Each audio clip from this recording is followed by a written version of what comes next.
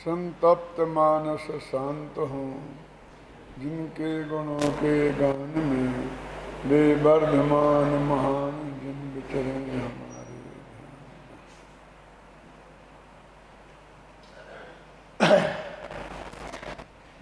भारतीय संस्कृति में 4 पर्व महान पर्व माने गए हैं। रक्षाबंधन, दशहरा, दीपावली और होली। यदि हम चाहें तो इन्हें 4 वर्णों से आसानी से जोड़ सकते हैं। रक्षाबंधन ब्राह्मणों का पर्व है, दशहरा क्षत्रियों का पर्व है, दीपावली व्यापारियों का पर्व है और होली शूद्रों का पर्व है। लेकिन इनकी व्याख्या अलग है। ब्रह्मम जानातीति ब्राह्मणः, जो ब्रह्म को जाने उन्हें ब्राह्मण कहते हैं। यदि ये व्युत्पत्ति ठीक है तो आत्मा को जानने वाले ज्ञानी धर्मात्मा साधु संत सभी ब्राह्मण हैं। जो क्षत्रिय रक्षा का काम करें उसका नाम यदि क्षत्रिय है तो समझ लीजिए सारे सैनिक जो देश की रक्षा में लगे रहते हैं ये सभी क्षत्रिय हैं। जो वणिज करें, व्यापार करें, वे व्यापारी हैं। और जो इन सब में, ज्ञान में, ध्यान में, चारित्र में, इन सब से हीन हो, विद्या में और सबकी सेवा जिनके हाथ लगी हो, उन्हें शूद्र कहते हैं। रक्षाबंधन इस नियम से ब्राह्मणों का पर्व क्यों है? क्योंकि चौमासा आरंभ हो जाता है, सारे रास्ते रुक जाते हैं। पुराने ज़माने में तो इतने पक्के रोड नहीं थी, रेलवे नहीं थी, तो एकदम आवागमन अवरुद्ध हो जाता था। किसान लोग बरसात होने से खेत बो देते थे और अब फसल की प्रतीक्षा करते थे, उन्हें कोई खास काम नहीं रहता था। व्यापारी भी आवागमन अवरुद्ध हो जाने से और शादियां बंद हो जाने से उनका धंधा भी बहुत कम हो जाता था, तो वे भी फुर्सत में रहते थे। रास्ते अवरुद्ध होने से क्षत्रिय लोग भी लड़ाइयाँ नहीं लड़ सकते थे, तो सैनिकों को भी आराम मिल जाता था। ये तीनों को आराम मिलता था तो ब्राह्मणों का काम बढ़ जाता था। ब्राह्मण माने धर्मोपदेशक। साधु संत भी चौमासा करने लगते थे, एक जगह रहने लगते थे। और ज्ञानी विद्वान भी, उन्हें बहुत श्रोता मिलते थे क्योंकि सभी खाली हैं। तो 4 महीना चौमासे का काल एक तरह से बिल्कुल धर्म का काल था। सबकी दुकानें बंद होती थीं तो पंडितों की दुकानें खुल जाती थी।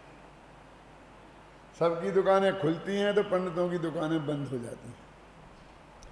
इसलिए रक्षाबंधन ब्राह्मणों का पर्व है, माने आत्मज्ञानियों का पर्व है, धर्मोपदेशकों का पर्व है।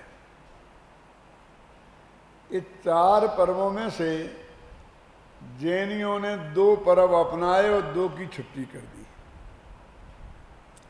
रक्षाबंधन और दीपावली को तो अपना लिया, लेकिन दशहरा और होली को नहीं माना। ऐसा क्यों हुआ, इस पर हम गहराई से विचार करते हैं तो एक बात सामने आती है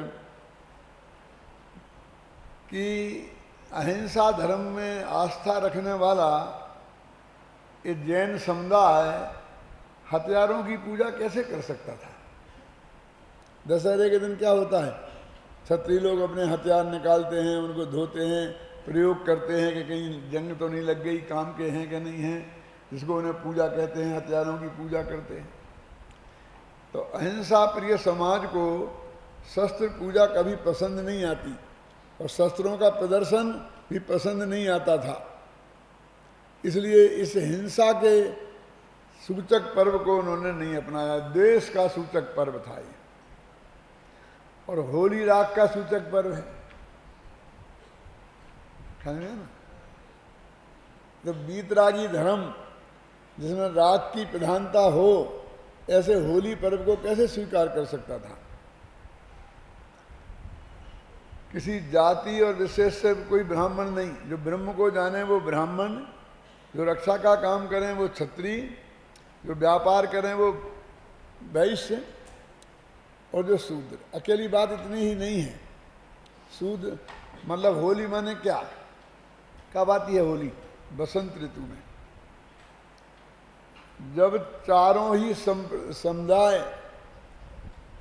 शूद्र बन जाए, उसका नाम है होली। मन की गंदगी बाहर निकलने लगे, सब में उन्मत्तता आ जाए, एक मजाक में ही सही एक दूसरे को गालियां बकलने लगे, कीचड़ उछालने लगे एक दूसरे पर। ये क्या है?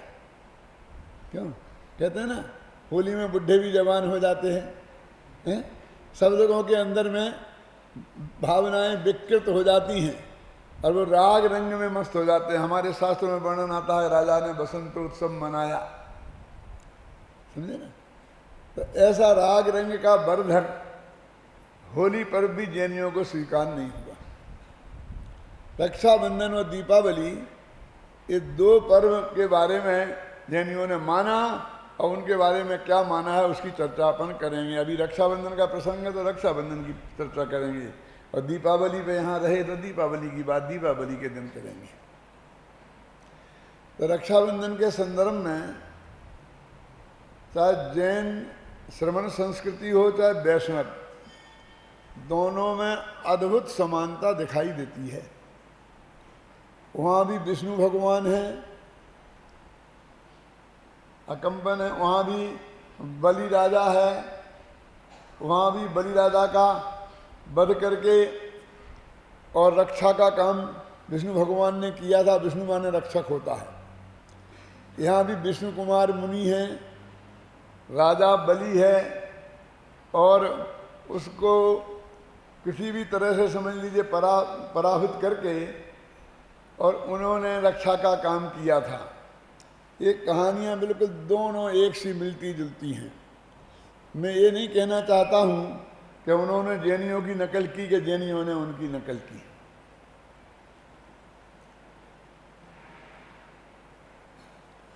हो सकता है दोनों के यहाँ भी अपनी अपनी परंपराएं चलती नहीं हों, लेकिन इन दोनों में अद्भुत समानता है, ये बात पक्की और नक्की है। नाम भी बड़े विचित्र हैं। जो डिगे नहीं वे अकंपन, कांपे नहीं संकट के समय में। ऐसा नहीं लगता है कि ये नाम उन्हें बाद में दिया गया होगा, पहले उनका कुछ नाम अलग होगा। श्रुत सागर, श्रुत के सागर श्रुत सागर, और रक्षा करने वाले विष्णु कुमार, ये तीनों उपाधियां जैसी नहीं लगती हैं? क्यों? सार्थक नाम कहीं ऐसा ज्यादा देखने में आता है क्या?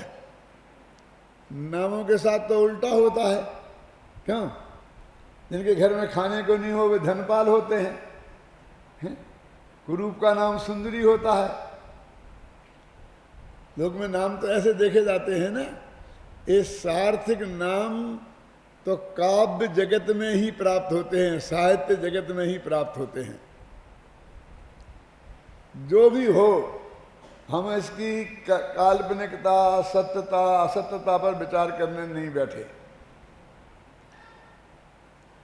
लेकिन हमारे यहाँ जो कथा उपलब्ध है उस कथा के आधार पर हम अपने चिंतन को प्रस्तुत करना चाहते हैं।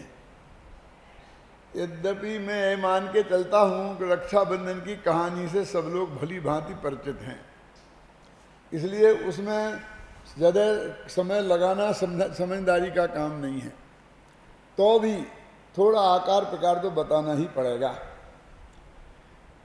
700 मुनिराजों का एक संघ था, जिसके एक आचार्य थे जिनका नाम था अकम्पन, और उनमें ही ये समझ लीजिए उपाध्याय के पद पर प्रतिष्ठित एक विद्वान थे, साधु थे, जिनका नाम था सुरसागर। जब वो एक नगर में पहुंचे तो उनके दर्शन करने के लिए राजा भी आया, और राजा के जो 4 मंत्री थे वो जैन धर्म से विद्वेष रखने वाले थे। अकंपनाचारी को ये आभास हो गया निमित्त ज्ञान से कि वो आएंगे और कोई बहस महस हुई तो झगड़ा हो सकता है। इसलिए सारे संघ को उनने आदेश दिया कि सब मौन धारण करके आत्म ध्यान में ही मग्न रहेंगे। राजा आए, मंत्री आए, आकर के दर्शन करके चले जाएं, कोई कुछ भी बोलेगा नहीं। जब ऐसा हुआ और राजा लौट के जाने लगा तो उन मंत्रियों को एक मौका मिला और उन्होंने कहा, महाराज साहब ये कोई बात है, आप दर्शन करने पधारे, आप उनको नमस्कार कर रहे हैं और ये लोग आशीर्वाद तक नहीं देते हैं, कितने अभिमानी हैं, ध्यान का ढोंग कर रहे हैं। क्या बात सच्ची ये है कि मौनम मूर्खस्य लक्षणम, ये मौन तो मूर्ख का लक्षण है, आता जाता कुछ है नहीं, बोलेंगे तो पोल खुल जाएगी, इसलिए सब चुप रहे हैं। ऐसी बात राजा को कह के भड़कते जा रहे थे और वहाँ से सुरसागर आ रहे थे लौट के नगर से। तो उनने उनकी ये बातें सुनी तो उनके हृदय में बहुत ज़रा रोष पैदा हुआ और उनने उनसे कहा, आपको मालूम है आप कहाँ से आए हैं? तो बोले कि सबको मालूम है कि हम नंगों के दर्शन करके आ रहे हैं। कि वो तो ठीक है, लेकिन आप इस पर्याय में कौन सी पर्याय से आए हैं? आप मनुष्य होने के पहले, अपने माँ के पेट में आने के पहले कहाँ थे, इसका पता आपको है? नहीं, हमें तो नहीं है। कि तुम्हें है? कहाँ है हमें? और उन्होंने बताया पुरानी कहानी कि तुम बहुत भयंकर बरसात हो रही थी, 7 दिन से तुम अपने नहीं निकल पाए थे, सियार थे तुम। क्या 7 दिन बाद जब बरसात थमी तो तुम बाहर निकले कुछ भोजन की तलाश में, तो किसान बरसात की वजह से हल छोड़ करके भाग गया था। तो उस हल में बैलों के गले में वो बांधते हैं चमड़े का जोत, जानते हैं आप, वो छोड़ गया था, तो चमड़ा गल के बहुत मुलायम हो गया था। तो वो कुछ नहीं मिला तो तुमने वो चमड़ा खा लिया। चमड़ा खा लिया तो भयंकर तुम्हारे पेट में दर्द हुआ और उस पीड़ा से तुम छटपटाते हुए मर गए। जब दूसरे दिन किसान आया तो उसने देखा कि तुम मरे पड़े थे और उसका चमड़ा तुम्हारे मुख में था, तो उसे बहुत गुस्सा आया, तुम्हारी उसने खाल खींची और अपने घर में टांग रखी है। अब तुम्हें भरोसा करना हो तो जाकर के उसके घर में देख लेना कि तुम्हारी पूरब भव की खाल टांग। ये सुनकर के वे बहुत अपमानित हुए। नहीं ना, बात तो सच्ची थी। चले गए, राजा के सामने कुछ बोल नहीं सकते थे। पता भी किया तो वो खाल भी टंगी थी उसके घर पे, किसान के घर पे। रात में चारों मंत्रियों ने विचार किया कि अपन बदला लेंगे इनसे। तो उन्होंने, जब सब लोग सोने लग गए तब वहां से वो निकले। यहाँ आचार्य सुरसागर आचार्य कंपन के पास पहुंचे और उन्होंने जाकर के सारी कहानी सुनाई, क्योंकि ये नियम है कि कोई साधु के साथ कैसी घटना घटे तो आचार्य के सामने उसे निवेदन करना पड़ता है। अब वो तो समझते थे कि मैंने ऐसा मुंह तोड़ जवाब दिया है कि आज मेरी बहुत प्रशंसा होगी और सुरसागर के अलावा एक आध उपाधि और मिल जाए, विद्या भारती एक आध उपाधि मुझे और मिल जाए। लेकिन जब उन्होंने ये कहानी सुनाई तो आचार्य कंपन एकदम गंभीर हो गए, कुछ बोले नहीं। उनकी वो गंभीरता देखकर सुरसागर को समझ में नहीं आया, समझ में आ गया कि बहुत बड़ा कोई अपराध मेरे से हो गया है, क्योंकि इतना गंभीर तो मैंने आचार्य श्री को कभी देखा ही नहीं। समझे ना?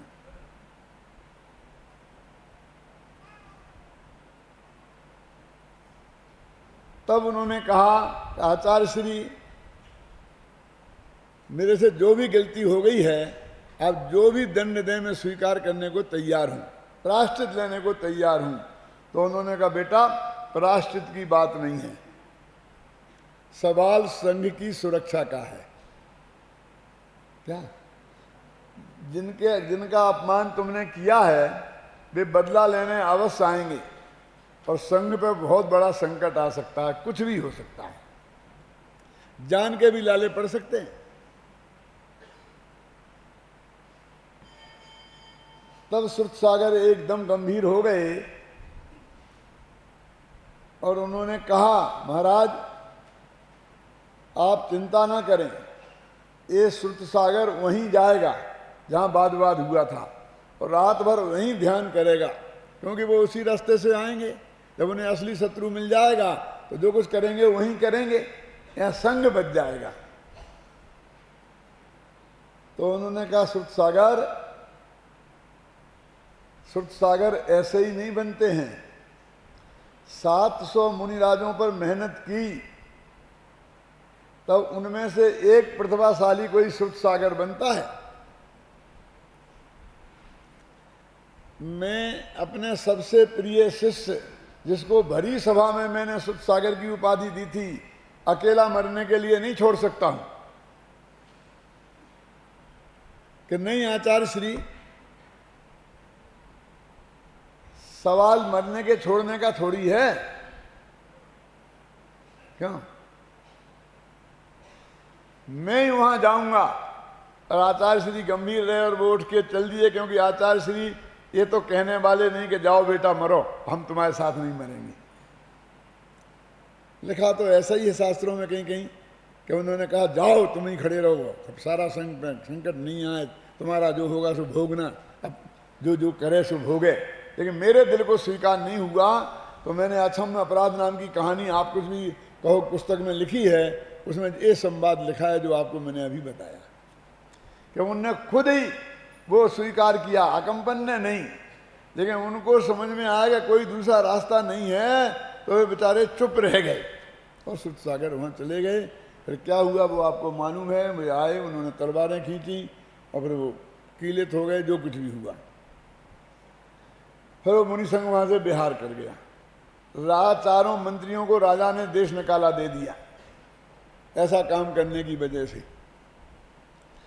वे जिस नगर में वो जाकर, आखिर बुद्धिमान मंत्री तो थे ही, वो राजा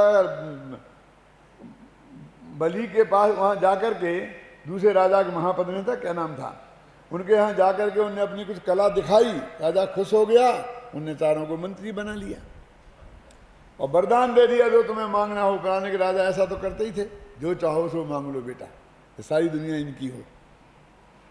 और ऐसे वरदान देने से कई लोग धर्म संकट में पड़े हैं, राजा दशरथ से लेकर। लेकिन आज तक राजा लोग बाज नहीं आते हैं। क्यों? अहम, मैं सबसे बड़ा, जो चाहो सो मांग लो। जब उन्होंने देखा कि वही संघ आ गया है, तो इसका बदला लेने के लिए अच्छा मौका है, तो राजा से उनने 7 दिन का राज्य मांग लिया। और मुनिराजों को दंड देने के लिए सबसे पहले काम तो ये किया कि उनके चारों तरफ जहाँ वो ठहरा था संघ, गेहूं बोआ दिए, क्योंकि वो जानते थे कि जैन मुनि हरियाली पे पैर नहीं रखते हैं। इन्हें कैद में रखने के लिए कोई बड़ी बड़ी दीवारें बनाने की जरूरत नहीं है, तो चारों तरफ हरियाली कर दो, रास्ता मत छोड़ो, तो अपने आप कैद हो जाएंगे। इस तरह उन्हें कैद कर दिया और बहुत गंदे गंदे पदार्थों का वहाँ धुआं किया, जिससे उनको बहुत उपसर्ग हुआ। फिर एक मुनिराज थे विष्णु कुमार, जब उन्हें पता चला कि उन्हें विक्रिया रिद्धि प्राप्त है, तो उन्होंने रक्षा करने का भाव आया और वो आए और राजा के पास गए बामनिया का भेष बनाकर, और उनसे 3 कदम जमीन मांगी। जब उनने दे दी तो बहुत बड़ा रूप बनाकर सारी पृथ्वी नाप ली 3 कदम में, 2 कदम में नाप ली, समझ में आई ना। और कहा 3रा कदम कहाँ रखूं, बोल, क्यों तुम्हें बहुत शौक है, जो चाहो सो मांग लो। आखिरकार वो उपसर्ग दूर हो गया। ख्याल में है ना? एक कहानी है। अब अपन इस कहानी का पोस्टमार्टम करना चाहते हैं। कहानी तो आप जानते ही थे, लेकिन संक्षेप में किसी को मालूम नहीं हो तो मैंने बताई कि इस कहानी में तीन प्रकार के मुनिराज हैं। एक वो जिनके प्रतिनिधित्व करते हैं अकंपनाचार्य, 700 मुनिराज, एक ग्रुप तो वो है, दूसरे श्रुतसागर और तीसरे विष्णु कुमार। अब इन तीन प्रकार के मुनिराजों में महान कौन है ये हमें निर्णय करना है। तीनों मुनिराज हैं, उनके मुनिराजत्व में मैं कोई शंका नहीं कर रहा हूं, लेकिन महान कौन है ये निर्णय हमें करना है। अभी सब लोग तो विष्णु कुमार को ही मानते हैं। सारे देश में विष्णु कुमार की ही रक्षा होती है, की पूजा होती है रक्षाबंधन के नाम पर। अब थोड़ी थोड़ी अकंपन की भी होने लगी है जब से मैंने ये व्याख्यान शुरू किए हैं। पूजन भी बन गई है, वो अपने ही आध्यात्मिक लोगों ने ही बनाई है। नहीं तो कोई तो अकंपन तो बेचारे बेचारे बन के रह गए थे, वे तो कुटने पिटने वाले आचार्य हैं। क्यों? बेचारे अकंपन विष्णु कुमार जिन्होंने बता दिया कि मैं भी कुछ हूं, वो हमें सबसे महान दिखाई देते हैं। क्यों? और गांव-गांव में व्याख्यान होते हैं, विष्णु कुमार ने मुनियों की रक्षा की थी। आज भी मुनियों पर बहुत बड़ा संकट है, इसलिए हम अपनी जान की बाजी लगा के मुनि पद भी छोड़ना पड़ेगा। एक भव चला जाएगा तो चला जाएगा, लेकिन हम मुनि धर्म की रक्षा करेंगे। खतरा किनसे है? आप समझते हो? आप लोगों से, हम लोगों से खतरा है। यानी विष्णु कुमार, सबको विष्णु कुमार बनना पड़ेगा, ये संदेश दिया जाता है। मैं आपसे पूछता हूं कि मुनिराजों का सच्चा स्वरूप के हिसाब से सबसे, वैसे भी अकंपन आचार्य थे और ये दोनों मुनिराज थे, तो आचार्य तो वैसे ही बड़े होते हैं, वो भी हम भूल गए। पहला नंबर दिया हमने विष्णु कुमार को और दूसरा दिया श्रुतसागर को। कैसा जवाब दिया कि नानी याद आ गई। क्यों? यदि ये दो नहीं होते तो न मालूम 700 मुनिराजों का क्या होता। अरे इन दो की वजह से तो उपद्रव हुआ। यदि दो नहीं होते तो सारी जनता उनके चरणों में झुक ही रही थी। क्यों? इस उपद्रव को आमंत्रण किसने दिया? क्यों? समझ में है ना? क्या होता बोलिए? देखिए, हमारी दृष्टि में वो मुनिराज जिन्होंने तोड़फोड़ की, ख्याल में आई ना, झूठ बोला, छल किया, बावनिया का भेष बनाया, समझना, बावनिया का भेष बना करके भीख मांगी और बड़ा भेष बना करके लिया, वो सबसे महान दिख रहे हैं। क्यों? क्योंकि हमारी दृष्टि में यही महान कार्य हैं। तो समझना, मैं उन मुनिराजों की आलोचना नहीं कर रहा हूं, मैं अपने मन का चोर पकड़ने की कोशिश कर रहा हूं। क्यों? क्योंकि उन विष्णु कुमार मुनिराज ने तो वो मुनि पद छोड़ दिया था ये काम करने के पहले, तो उन्होंने मुनि धर्म को कहां बदनाम किया? वे जानते थे कि मुनि पद में ऐसे काम करना ठीक नहीं है। क्यों? उन्होंने मुनि पद छोड़ दिया ना, और फिर बामनिया का भेष बनाया। बामनिया माने ये भी प्रतीक है, सबसे छोटा आदमी, 52 अंगुल का। और सबसे छोटा कौन होता है? जो मांगे उसका नाम सबसे छोटा। क्यों? इससे बड़ा कोई नहीं है। उनके यहाँ एक दोहा आता है कि विष्णु भगवान को भी बामनिया बनना पड़ा मांगने के लिए, मैंने सबसे छोटा आदमी बनना पड़ा। कहाँ सबसे बड़े मुनिराज थे और सबसे छोटे। क्यों? तो उनने तो उसके बाद प्रायश्चित लिया, उनकी तो दीक्षा का छेद हो गया और द्वारा मुनि दीक्षा ली। दीक्षा छेद का मतलब समझते हैं आप कि क्या है? फटाफट अपने छेद कर दिया तो द्वारा जाके फिर ले ली, मुनि के मुनि बन गए। क्यों? जाके अस्पताल में इलाज करा लिया, ऑपरेशन करा लिया, छोड़ छाड़ के फिर आगे फिर बन गए मुनि, खत्म, बढ़िया। क्यों? आप जानते हैं उनकी सारी सीनियरिटी खत्म। सीनियरिटी का मतलब समझते हैं? एक मुनिराज ने आज दीक्षा ली और एक ने ली कल, कल माने आने वाले कल, एक ने ली रविवार को, दूसरे ने ली सोमवार को। तो सोमवार को जिसने दीक्षा ली उसे रविवार को दीक्षा लेने वाले मुनिराज को नमस्कार करना पड़ेगा और वो उन्हें धर्म वृद्धि देंगे। अब ये 20 साल पुराने दीक्षित, और सैकड़ों को इनने पढ़ाया लिखाया और कदाचित मान लो आचार्य हो तो दीक्षा भी दी हो। क्यों? अब दीक्षा छेद हो गई, द्वारा मुनि बने तो अपने ही उन शिष्यों को नमस्कार करना पड़ेगा और वे आशीर्वाद देंगे धर्म वृद्धि रस्तु। समझे? ये कितना बड़ा दंड है। इससे बड़ा दंड कोई दुनिया में हो सकता है? क्यों? कि तुम्हें पढ़ाते हो रोजाना, तुम सबके चरण कमल छूते हैं और करें इनको, ये तुम्हारे अध्यात्मों को तुम्हारे चरण छूने पड़े। बोलो, आज का आदमी तो कहेगा मर जाऊंगा लेकिन मैं तो नहीं करूंगा ऐसा। लेकिन है, शास्त्र का नियम है। दीक्षा छेद का मतलब आप समझते हैं कितनी बड़ी सजा। आज तक का जो तुमने मुनि धर्म था वह सब गया। इतना बड़ा दंड जिनने स्वीकार किया, ख्याल में आई ना? अब उसके हम गीत गा रहे हैं। वे अपनी जिंदगी का सबसे अच्छा दिन मानते होंगे इसे कि सबसे बुरा दिन। किसी मुनिराज की दीक्षा का छेद हो जाना, क्यों, ये उसके लिए सबसे बुरा दिन है कि अच्छा दिन? और हम ये हैं कि हम उसी दिन को याद कर करके उनकी पूजा कर रहे। यदि उनने ऐसा नहीं किया होता तो शायद विष्णु कुमार की पूजा का कभी नंबर ही नहीं आता। क्या किया? क्यों? हमें रक्षा रक्षा रक्षा रक्षा दिखती है, लेकिन उन्होंने अपने पद से भ्रष्ट हुआ ये नहीं दिखता है। गंभीरता से सोचो। दूसरा नंबर अपने सुध सागर को दिया और उनका बचाव करते हैं हम बहुत।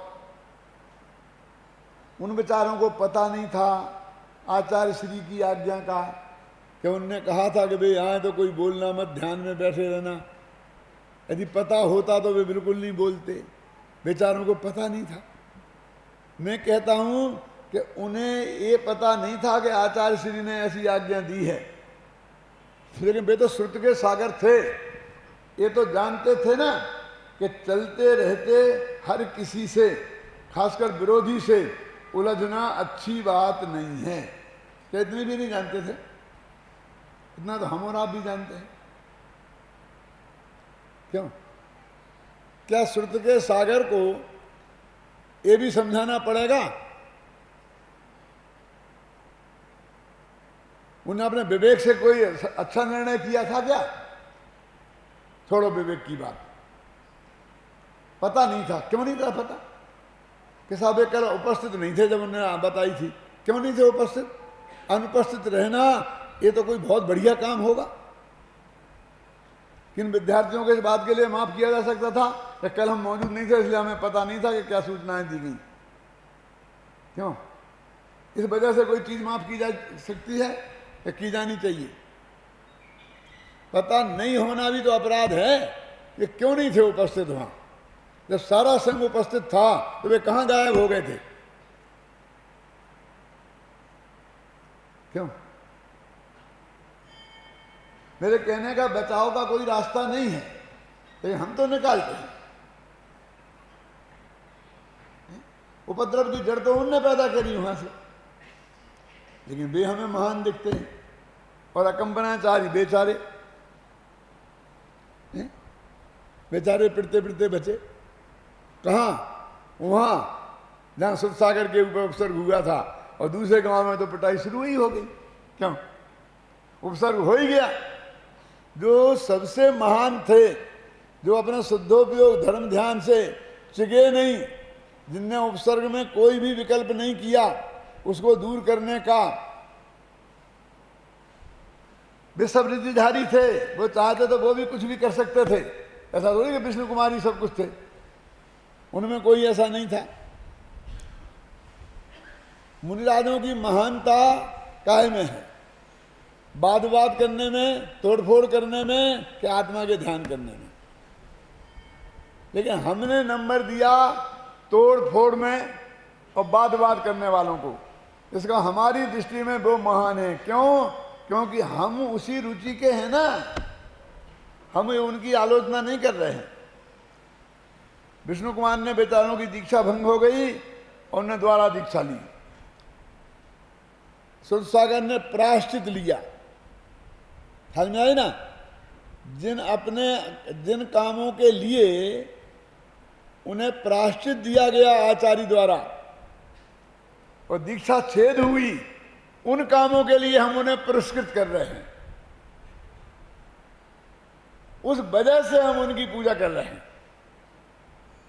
क्यों? हमारी वृत्ति देखो, क्या हम क्या है? ये सवाल उन पर नहीं है, सवाल अपनी ये समझ पर है। अपना समंत भद्राचार्य, अरे क्या समंत भद्राचार्य का क्या पता तुम्हें? जो ऐसा डंके की चोट बोलते थे, बाधार्थी विचराम में हम जन्नर पते साद्रूढ़ विक्रीडतम, मैं शेर के समान बात के लिए विचरण करता हूं। ऐसे गजब के थे समंत भद्र महाराज, और उन्हें पिंडी तोड़ फोड़ कर दी थी। क्या मालूम है कहानी? वो क्यों नहीं मालूम होगी? क्यों? वो तो हमारी महिमा की कहानी है। उन्हें भस्मक व्याधि हो गई, इतनी जो भी खाएं सो सब भस्म होने लग जाए, तो उन्होंने कहा मैं समाधि में ले लूंगा।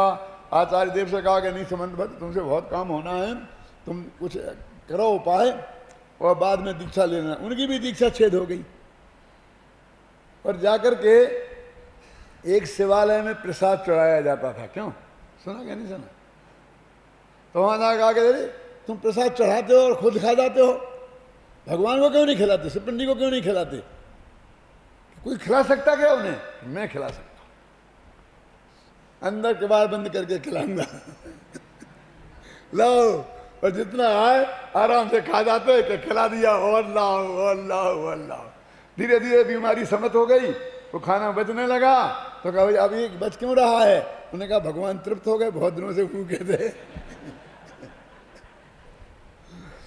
आखिरकार शंका हो गई तो छुप के देखा गया तो मालूम पड़ा कि ये तो उन पे पैर रख कर खा रहे हैं आराम से। राजा के दरबार में पेश किया गया। मैं आप लोगों से पूछता हूँ, जरा मैं पागल टाइप का आदमी हूँ, आपको अटपटा लगेगा कि राजा ने उनसे ये कहा कि बस तुमने बहुत बड़ा अपराध किया है, पर तुम्हें सिर्फ इतनी सजा है कि तुम अब उस शिवपिंडी को नमस्कार करो। क्यों?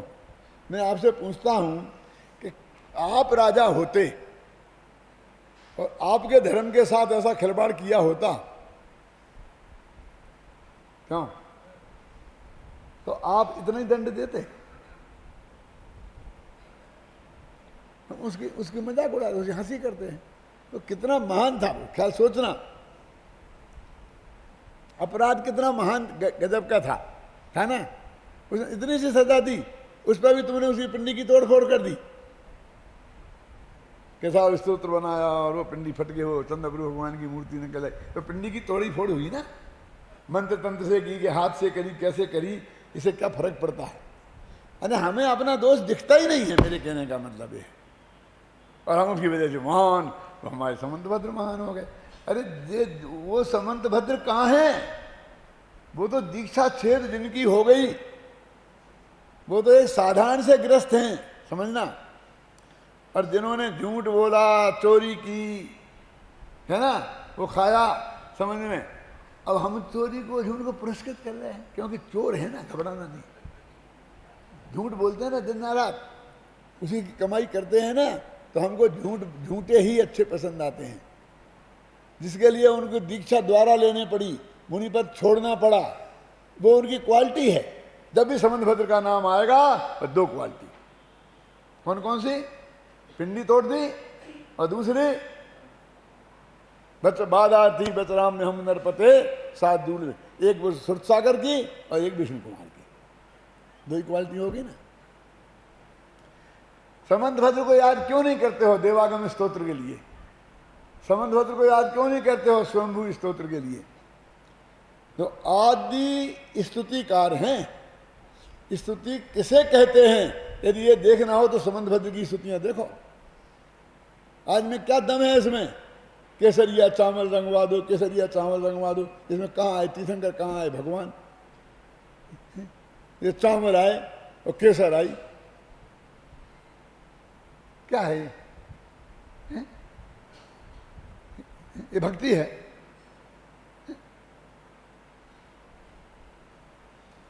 देवागम न भोयाने चामरादि विभूतिया माया विश्व विदर्शनते नातस्तमसिनो महान। वो भक्ति तो वो है।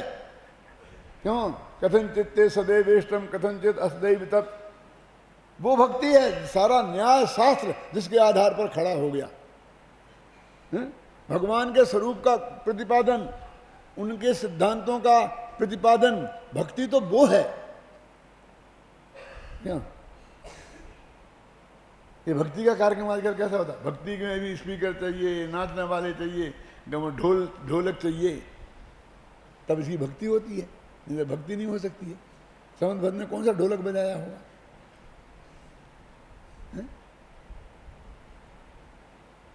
सोचो आप।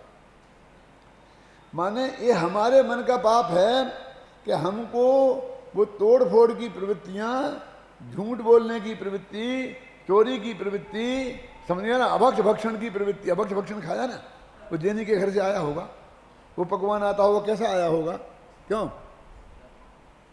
समझे ना, उसको हम पुरस्कृत कर रहे। वो समंतभद्र की, हम समंतभद्र के भगत हैं। किस लिए? कि जिसने कहा नास्माकम परीक्षा प्रधाना नाम, हे भगवान महावीर, हम जैसे परीक्षा प्रधानी के लिए तुम ऐसे ही नमस्कार करने योग्य नहीं, पहले हम तुम्हारी भी जांच करेंगे तब तुम्हें नमस्कार करेंगे। हम उस समंतभद्र के पुजारी हैं कि जिसने परीक्षा किए बिना भगवान को भी नहीं माना और आप तो परीक्षा, आप तो मीमांसा लिख दी। तो ये रक्षाबंधन पर्व में तीन मुनिराज हैं, तीन ग्रुप हैं, एक अकंपनाचारी का, एक सुरसागर का, एक विष्णु कुमार का। एक जो मन वचन काय से डिगे नहीं, इसलिए सार्थक नाम हुआ अकंपन, कांपे नहीं वो। और दूसरे वाणी से डिग गए, बात किया ना, मन से तो डिगे ही, वाणी से भी डिग गए, और तीसरे वाणी से भी डिग गए और काया से भी डिग गए। वो भी बावनिया का रूप बना लिया ना, कम से कम इन्हें भेष तो नहीं बदला था। क्यों? तो एक काया के अपराधी, दूसरे वाणी के अपराधी, ये दोनों, और तीसरे मन वचन काय से परम पवित्र शुद्धो भी होगी, आत्म ध्यान में मग्न। बोलो कौन महान है? हम अपने चित्त में गहराई से इस बात पर विचार करें, चिंतन करें। देखो, जो महापुरुष लोग अपनी जिन गलतियों के लिए जीवन भर पछताते रहे, हम उन्हीं महापुरुषों की प्रशंसा उन्हीं गलतियों के कारण करते हैं। कैसी गजब की बात है।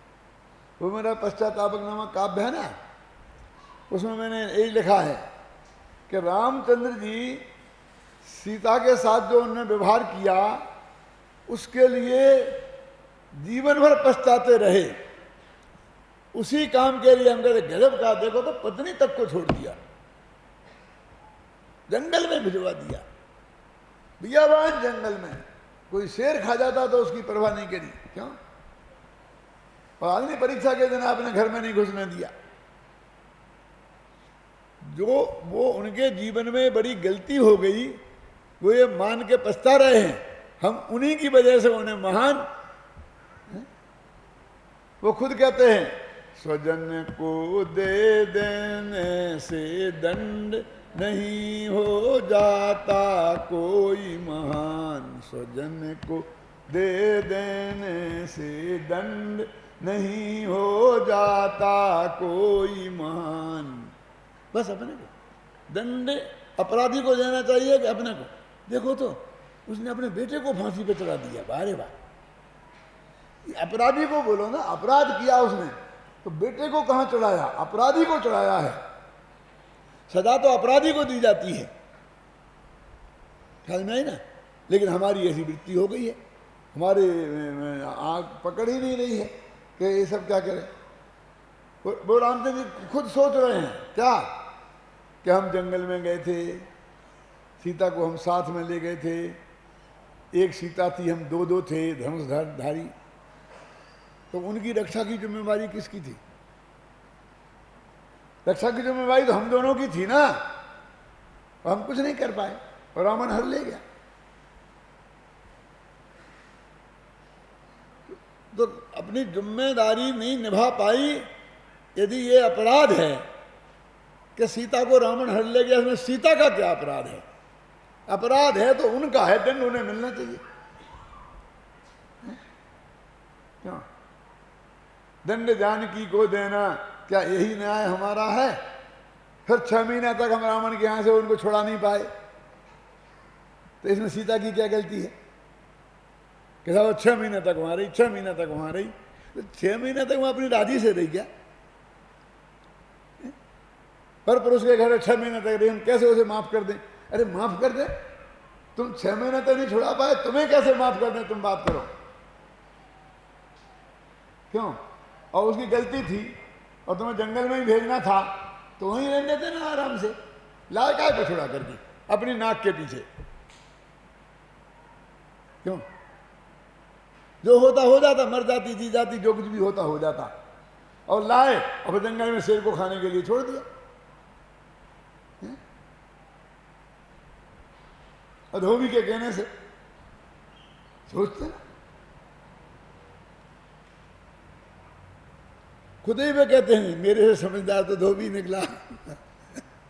क्या सारी दुनिया के कहने से उसने अपनी पत्नी को नहीं निकाला और बिना अभी परीक्षा के घर में रख लिया। क्यों? समझदारी किसने की? उसको गालियां दिए जा रहे, उसको गालियां दिए जा रहे हैं। सारा दोष धोबी का, सारा दोष धोबी का। मेरे कहने का अर्थ यह है कि हम शास्त्रों का मर्म सही तरीके से समझने की क्षमता हमें नहीं है। कहानी तो हमारे सामने है ना।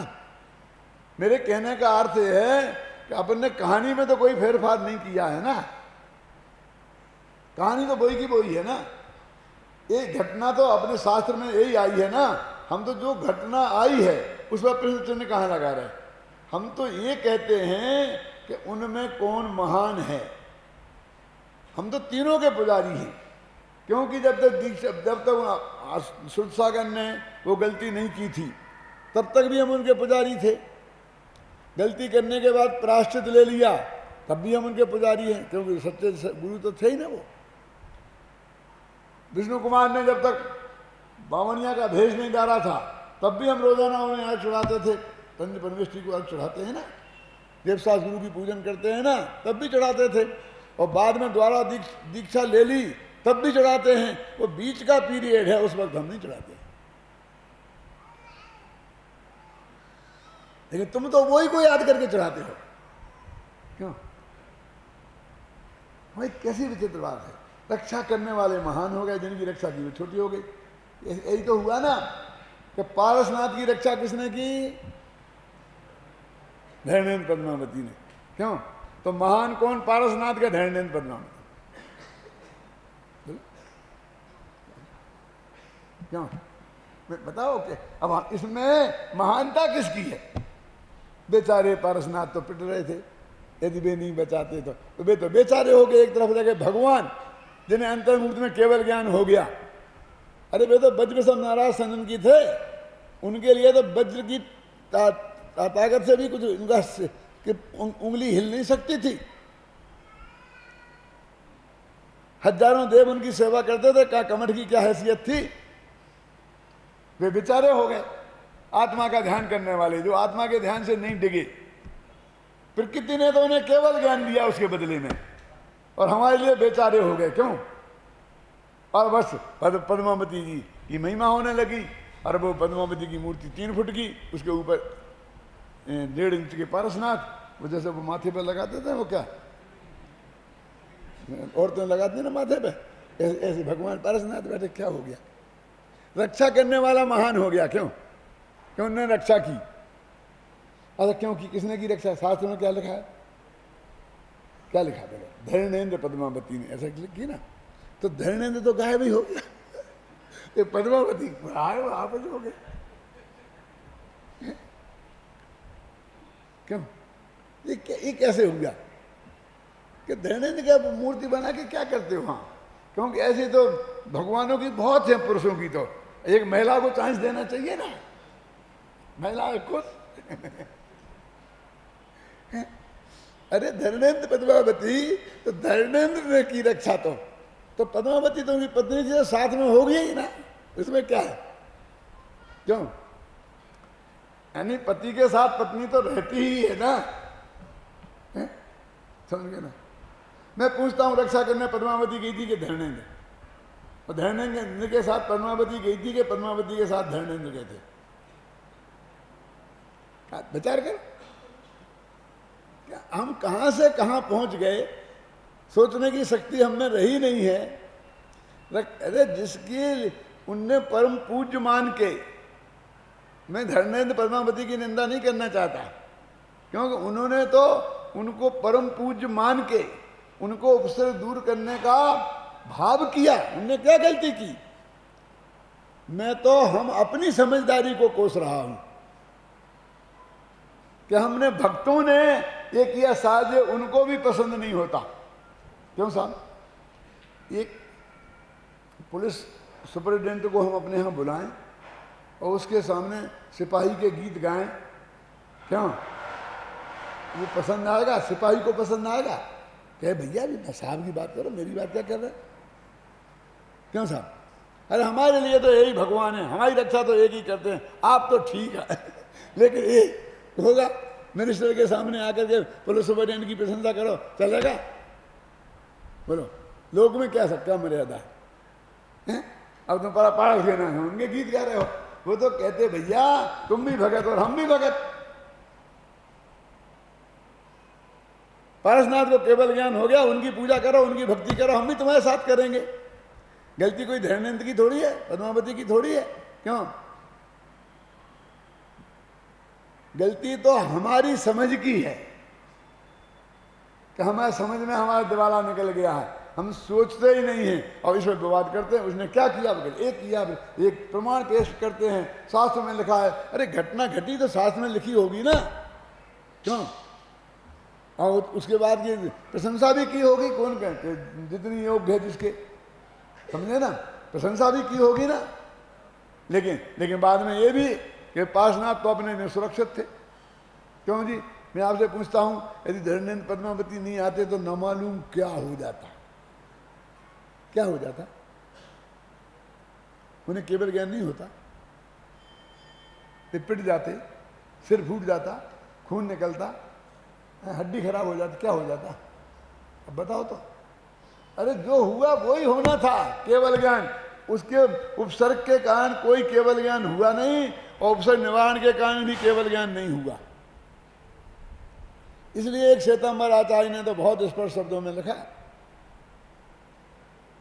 कमठे धरणेन्द्रे च सूचितम कर्म कुर्वती प्रभोस्तुल्या मनोवृत्ति पार्श्वनाथा न वेस्तुते। क्या लिखा?